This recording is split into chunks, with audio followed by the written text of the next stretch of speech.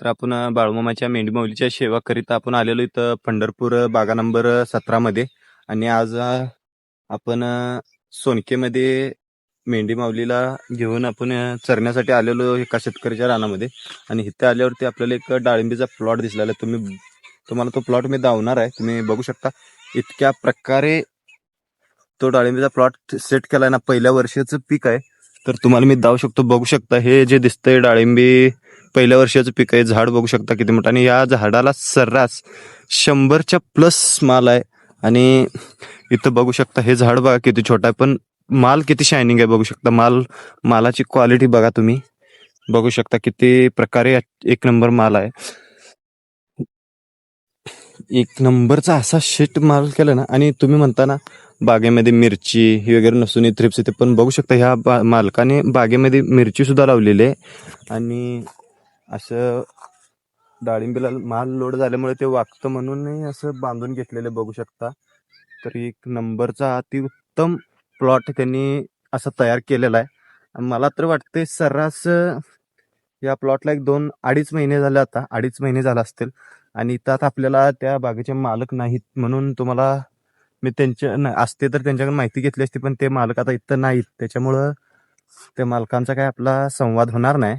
पण तुम्हाला मी हा प्लॉटचा खासियत दावू शकतो. बघू शकता हे झाड केवढं आहे, जमिनीला टेकलेत त्याचं फळ सगळं बघू शकता. अशा प्रकारे क्यारचा एकही फळ तुम्हाला इथं गावणार नाही. क्यारचं फळ गावणार नाही, किंवा क्यारचा एकही टिपका पानावरती किंवा खोडावरती गावणार नाही. बघू शकता अशा प्रकारे एकदम डेव्हलपमेंट केलेला हा प्लॉट आहे. वरून तारा वगैरे वडून घेतलेले आहेत. बघू शकता इथं वरनं तारा काट्या बांधून वडून घेतलेलं आहे. प्रत्येक झाड असं सुतळीने ते वरती बांधण्यासाठी असं डेव्हलपमेंट करून घेतलेलं आहे. तर असं की बाबा खऱ्या मनानं जर शेती केली तर 101% येणार, फळ उत्पन्न येणार. तर ह्या शेतकऱ्यांनी अशी कशी मेहनत केली असेल तुम्ही बघू शकता. त्या झाडाला फळ जर बघितलं तर तुम्ही विचित्र व्हाल. बघू शकता 100च्या प्लस आहे, आणि पहिल्या वर्षीचं झाड आहे. ते लहान आहे, किती वाकायला लागले बघू शकता. एका ठ्याप्याला नाही तर 10-20 फळ आहेत तिथं बघू शकता तुम्ही. झाड किती लहान आहे आणि त्या झाडाला फळ किती आहे बघू शकता. तर अशा प्रकारे या मालकाने हा प्लॉट डेव्हलप केलेला आहे. पण इथं आता तो मालक सध्या नाहीत, नाही तर त्या मालकांशी सुद्धा आपण संवाद साधलेला असता.